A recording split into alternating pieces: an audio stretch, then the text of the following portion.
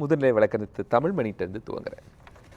மருத்துவர் ராமதாஸ் அவர்களுடைய பேச்சை நீங்கள் இன்னைக்கு கவனிச்சிருப்பீங்க. குறிப்பாக ஆட்சி மாற்றம் வேண்டும், ஆட்சியில் பங்கு வேண்டும் அப்படின்னு ஸ்ரீ காந்தி சொல்கிறாங்க, ராமதாஸ் அவர்களுடைய மகள். திமுக கைக்கூலிகளின் கட்டுப்பாட்டில் தைலாபுரம் அப்படின்னு அன்புமணி ராமதாஸ் சொல்கிறாரு. எப்படி பார்க்குறீங்க சார்? என்ன நடக்குது அங்கே? திமுக கைக்கூலிகள் கட்டுப்பாட்டில் தைலாபுரம் என்பது என்னால் ஏற்றுக்கொள்ள இயலவில்லை. அது தான் திமுக கூட்டணிக்கு போக போகிறதில்லைங்கிறத கொஞ்சம் சுற்றி வளைச்சி டாக்டர் அன்புமணி சொல்கிறதாக நான் எடுத்துக்கிறேன். ஏன்னா நம்ம துக்ளக் ஆடிட்டர் தான் முதல்ல அங்கே போனது. இந்த பிரச்சனை உண்டானப்போ குருமூர்த்தி செல்வ பெருந்தகை போனார். செல்வ பெருந்தகை போனார், போயிட்டு வந்து சொன்னார். நான் பல ஷோவில் சொன்னேன், நானாக தான் போனேன்.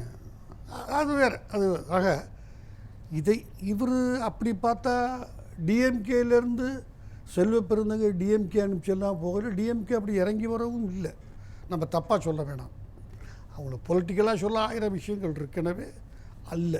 அது தான் போக போகிறதில்ல அங்கேங்கிறத இண்டிகேட் பண்ணுறாருன்னு நான் எடுத்துக்கிறேன். ஸ்டாண்ட், ஒரு ஸ்டாண்ட். ஆட்சி மாற்ற வேண்டும், திமுக கிட்ட போக மாட்டேன், மாறணும். பங்கு வேண்டும், எனக்கு பங்கு கொடுக்கக்கூடிய வாய்ப்பு யாருக்கிட்ட இருக்கோ அவங்கக்கிட்ட.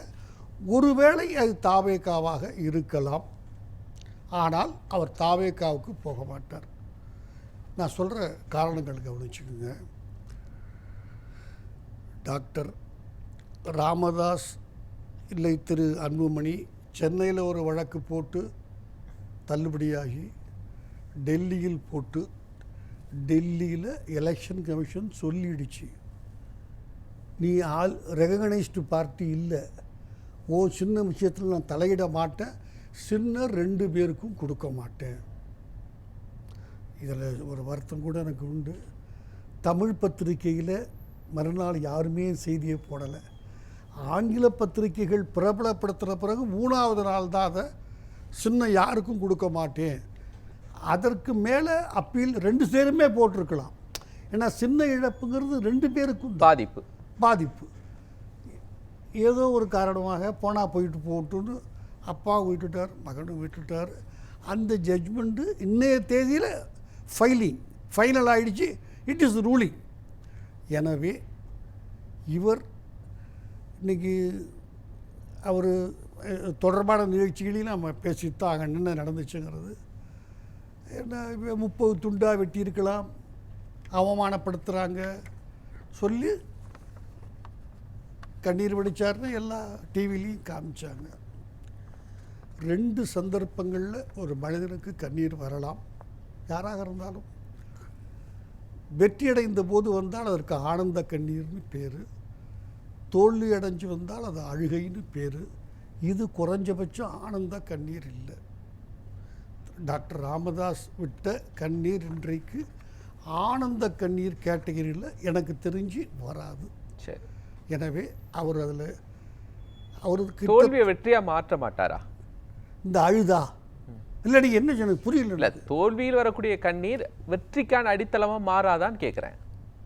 மாறி இருக்கணும். நான் தான் சொல்லிட்டேன், சின்ன 2 பேருக்கும் கிடையாதுன்னு சொல்லிட்டாங்க எலெக்ஷன் கமிஷன்.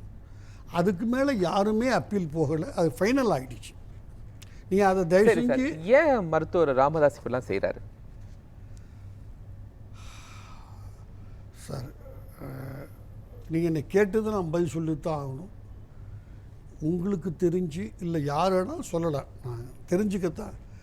ஏதாவது அப்பாவுக்கும் பையனுக்கும் நீ வலதுபுறமாக தான் ரோட்டில் போகணும்னு அப்பா சொல்ல, இல்லை இடதுபுறமாக போவேன்னு பையன் சொல்லி அதில் சண்டை வந்திருக்கா? கொள்கையில் ஏதாவது இல்லை கொள்கையை இப்படி செயல்படுத்தணும் அப்படி ஏதாவது யாருக்கு தெரிஞ்சாவது அந்த மாதிரி அவங்களுக்குள்ளே உண்டா? கேள்விப்படுவதெல்லாம் கிடைத்திருக்கிற சொத்துக்களை எப்படி பங்கு பறித்துக் கொள்வது கேள்விப்படுகிறேன். நான் பக்கத்தில் இருந்தால் நான் பார்க்கல. ஆனால் அது தேர்தல் வரும்போது பெரிய பிரச்சனைகளை உருவாக்கும்ல சார். யார் பக்கம் ராமதாஸ் இருக்கிறாங்க, யார் பக்கம் அன்புமணி ராமதாஸ் இருக்கிறாங்க, பாமக ஓட்டர்ஸ்குள்ளேயே ஒரு நிலை மாற்றமாக இருக்கும். நிச்சயமாக வரும் சார். அந்த சார் டைவர்ஸுக்கு கோர்ட்டுக்கு போனால் எல்லாருக்கும் தெரியுமே என்ன நடந்துச்சு, ஒரு கதவுக்குள்ளே தெரிய வேண்டியது வெளியே தெரியும். அந்த ஸ்டேஜ் வந்ததுன்னு டைவர்ஸ் மிஷன் போடுறாங்க. நீங்கள் கேட்குற கேள்வி ரொம்ப நியாயம் சார். ஒரு கணவன் மனைவிக்கு மட்டுமே தெரிந்த பல விஷயங்களை கோர்ட்டில் டைவர்ஸுக்கு போட்டால் வீதியில் வந்துடுது. இனிமே மறைக்க முடியாது அந்த கண்டிஷன் இப்போ அவங்களுக்கு 2 பேருக்கும் வந்துருச்சு. மற்ற முதல்ல சொன்னார் அம்மாவை பாட்டிலால் அடித்தான், உங்களுக்கு ஞாபகம் வரும். ஆமாம், அதில் ஸ்கோர் பண்ண முடியலை. இப்போ கண்ணீர் விட்டு என்னை வெட்டி 30 துண்டாக வெட்டி ஒரு பண்டிலாக கொண்டு போட்டு நினைத்து விடுங்கள். அவருடைய அரசியல் அனுபவத்தையோ புத்திசாலித்தனத்தையோ ஒரு பட்ட கஷ்டத்தையோ நான் வந்து குறைச்சி மதிப்பிட தயாராக இல்லை. ஆனால் சரி, இதெல்லாம் எதுக்கு பேசுகிறார் அவர்? இதெல்லாம் பேசுறதுனால தன் பின்னாடி பாமகவை ஒன்றிணைச்சிட முடியும்னு நினைக்கிறாரா, இல்ல அன்புமணி ராமதாஸை தனித்து விட செஞ்சிடலாம்னு நினைக்கிறாரா? தான் தலைமை ஏற்பதாக ஏற்க வேண்டும் என்று விரும்புகிறார். தனக்கு பின்னால் திருமதி காந்தி. சார் பிரச்சனையே நல்லா புரிஞ்சுக்குங்க. இந்த ஒரு கட்சி தான் இந்தியாவில் முதல்ல ஆரம்பித்தப்ப 3 விஷயங்கள் சொன்னிச்சு. நான் என் குடும்பத்தில் யாரும் அரசியலுக்கு வரமாட்டார்கள். பிஜேபி சொல்லலை, டிஎம்கே சொல்லலை, ஏடிஎம்கே சொல்லலை, காங்கிரஸ் சொல்லலை, வேறு ஏதாவது கட்சி இருந்தால் சொல்லுங்கள், சொல்லலை. எனக்கு தெரிஞ்சு யாரும் வரமாட்டார்கள். சவுக்கால் அடிக்கலாம் வந்தால்.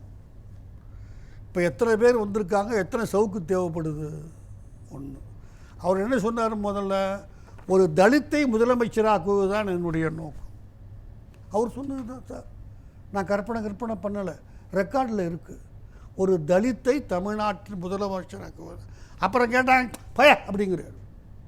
நான் அரசு அதிகாரங்கள் இடங்களில் கால் பதிக்க மாட்டேன், அவர் சொன்னது தான். அதுக்கு பிறகு 10 தடவை போயிட்டார். இப்போ கடைசியாக முதலமைச்சர் ஸ்டாலினை போய் சட்டசபையில் பார்த்து சாதிவாரி கணக்கெடுக்க எடுக்க வேண்டும் எங்களை அவர் கேட்டுக்கிட்டார். சரி சார், இப்போ எந்த பக்கம் அவர் நிற்க போறாரு தேர்தலில்? திமுக பக்கமும் இல்லை, ஏன்னா ஆட்சி மாற்றம் வேண்டும் அப்படிங்கிறாங்க. ஒன்னொன்று மகனை ஆர்எஸ்எஸ் அப்படின்னு பட்டம் கட்டுறாங்க, ஆர்எஸ்எஸ் வழி நடத்துதலில் இருக்கிறார். அப்போ எந்த பக்கம் அவர் நின்று தேர்தலை சந்திக்க போறார்? உங்களுக்கு ஒரு வியூகம் இருக்கும். ஆமாம் சார். சார் நான் ஒரு பார்வையாளனாக, நீங்களும் நானும் 2 ஏழைகள் மோதிக்கிட்டோம்னா பாதிப்பு நமக்கு வரும். 2 வசதி படைத்தவர்கள் மோதிக்கிட்டாங்கன்னா எவனோ 2 பேர் பத்திரிகையில் வேலை செஞ்ச இன்னசென்ட் செத்து அவன் குடும்பம் நடுத்தரில் நிற்கும். இவங்க அடிச்சுக்கிட்ட மதுரை பார்ட்டியும் சென்னை பார்ட்டியும் ஒன்றாயிடுவாங்க. முரசொலி மாறன் குடும்பமும் அழகிரி குடும்பமும். தலைவர் சொல்லுவார், என்னங்க ஆச்சு, இதயம் இனித்தது, கனவு பழித்தது, நான் இதாச்சு. இதுக்கு 100 பேர் கை தட்டுவான். அந்த 2 பேர் குடும்பம் செத்து போச்சு, நேரத்தில் நிற்கிறானே, அவன் குடும்பம் இனிச்சிருக்குமா?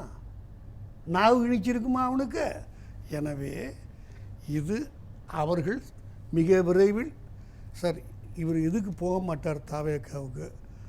3 சீட்டு 4 சீட்டு கூட இவர் கொடுக்க மாட்டாங்க. ஏன்னா சின்னம் இல்லாமல் கிட்டத்தட்ட தோற்று வெளியே போகிறார், கொடுக்க மாட்டாங்க. இல்லை அப்போ தனியாக நிற்பாரா? நான் சொன்னேன் சார், மிக விரைவில் அப்பாவுக்கும் பிள்ளைக்கும் இதயம் இனிக்கும், வாய் இதாகும், செட்டில் பண்ணிவிடுவாங்க. வேறு வழியே ஏன்னா 2 பேருக்கும் சின்னம் இல்லை சார். ராமதாஸுக்கு சின்னம் இல்லாதனால ராமதாஸுக்கு லாஸ் இல்லை. 5 வயசில் எதிர்காலம் இல்லை அவருக்கு அரசியல். மகளை கொண்டு வந்துட்டாங்கல்ல சார்? யாருங்க மகளை கொண்டு வந்துட்டாங்க? கொண்டாந்து இருக்கிறாரு. யாரும் பக்கத்தில் எல்லாரும் நாக்காடில் தலைவர்னு உட்கார வச்சுருக்கிறாருங்க. என்ன கொண்டாந்துட்டாரு? அம்மா எம்எல்ஏ ஆகிட்டாங்களா, எம்பி ஆகிட்டாங்களா? அந்த அம்மா என்ன ஆகிட்டாங்க? ராமதாஸால கொண்டு வர முடியாது. அன்புமணி ராமதாஸ் அவரால் எம்பி ஆக்க முடிஞ்சது, அமைச்சர் ஆக்க முடிஞ்சது. இன்னைக்கு ஆக்க முடியாதா தன்னுடைய மகளை? சார் என்னால் ஒரு 30 வயசு 40 வயசு கட்சி ஆரம்பிக்கிறப்ப பல காரியங்கள் செய்ய முடியும்.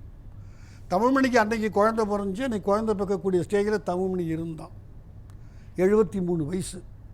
முந்தா நாள் குழந்தை பார்த்தானே. இன்றைக்கி தமிழ்மணியால் குழந்தை பிறக்க முடியாது. வேறு விட தப்பாக சொல்கிறேன் நினைச்சா தயவு செய்கிறீங்க. ஒவ்வொரு அன்னைக்கு இருந்து இன்னைக்கு இது வரைக்கும் அழுது பார்த்துருக்கீங்களா நீங்கள் பொது வெளியில்? தமிழ்நாட்டின் தலைவர் யாராவது என்னை அவமானப்படுத்துகிறாங்கன்னு அழுது நீங்கள் பார்த்ததுண்டா? யாராவது ஒரு பேர் சொல்லுங்கள் சார் நீங்கள். இவரை நான் மதிக்கிறேன், திரும்ப திரும்ப நான் சொல்கிறேன்.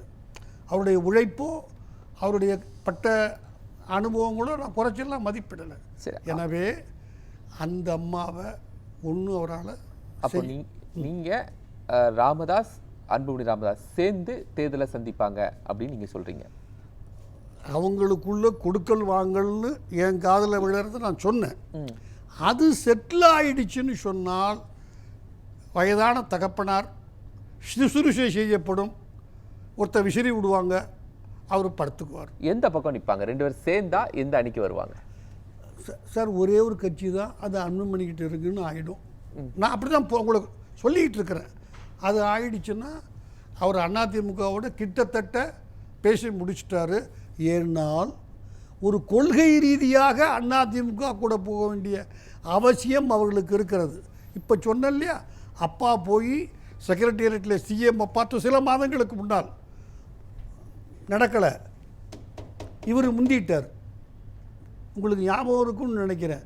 இபிஎஸ் நாங்கள் ஆட்சிக்கு வந்தால் ஜாதிவாரி கணக்கு நடத்துவோம். இன்னைக்கு பாமக அன்புமணி அல்லது ராமதாஸ் அல்லது எனிபடி அவங்களுடைய மிக முக்கியமான கோரிக்கை தமிழ்நாட்டில் எவ்வளவு அவங்க ஜாதி இருக்குன்னு சொன்னால் அடுத்த ஸ்டேஜ் இத்தனை வயசு 6 இட்லி வேணும் அவனுக்கு, பாப்பான் பசியாக இருக்கான், நான் இவ்வளவு ஜனத்தை குறைக்க எங்களுக்கு இத்தனை % வேணும். அதை தான் அவர்கள் வாழ்வினுடைய வெற்றியாக அவர்கள் கருத முடியும். தயவு செஞ்சு புரிஞ்சுக்கோங்க. 30 எம்எல்ஏ ஜெயிக்கிறது அல்ல, சத்தியமாக ஆட்சி அமைக்க போகிறதில்ல. அவங்களுக்கே அந்த எண்ணம் இல்லை. அதனால தான் கூட்டணியில் பங்குங்கிற வார்த்தைகள்லாம் வருது. எத்தனை தடவை சொன்னாங்க அவங்க, எங்கள் தலைமையில் தான் கூட்டணி, பல முறை சொல்லிட்டாங்க. அப்புறம் அவங்க சொல்லுவாங்க, இந்த முறை நாங்கள் கொஞ்சம் வியூகத்தை மாற்றிக்கொள்ளுக்கிறோம், நாங்கள் தலைமை, அவர்கள் தலைமை. அதெல்லாம் அழுத்து போச்சு. அன்புமணி ஆகிய நான் ஆயிடுச்சு. மக்கள் கை தட்டு நான் வீட்டுக்கு போய் ஓட்ட வேறு இடத்துல போட்டுட்டான். எனவே இவர் என்ன செய்வாருன்னா இந்த சண்டை முடிச்சிருவாங்க. சின்னம் இல்லைங்கிற தயவு செஞ்சு நீங்கள் புரிஞ்சுக்கணும். பதிவு பண்ணி இபிஎஸ் ரொம்ப ஷ்ரூடாக உள்ளே பூந்து என்ன உனக்கு இது வேணுமா ஏன் கூடவா. ஆனால் அங்கே தான் மகன் சேருவார், தந்தை கூட இருந்து ஆதரிப்பார், சகோதரிக்கு ஏதாவது ஒன்று கிடைக்கும். தமிழ்மணி சார் சார் குறி வைக்கலை சார். அவர் குறி வச்சார்னா நான் முன்பே சொன்னது போல் அடையாளம் இழந்து விடுவார். மாம்பழம் இருக்காது, கட்சி பெயரை அவர் பயன்படுத்த முடியாது.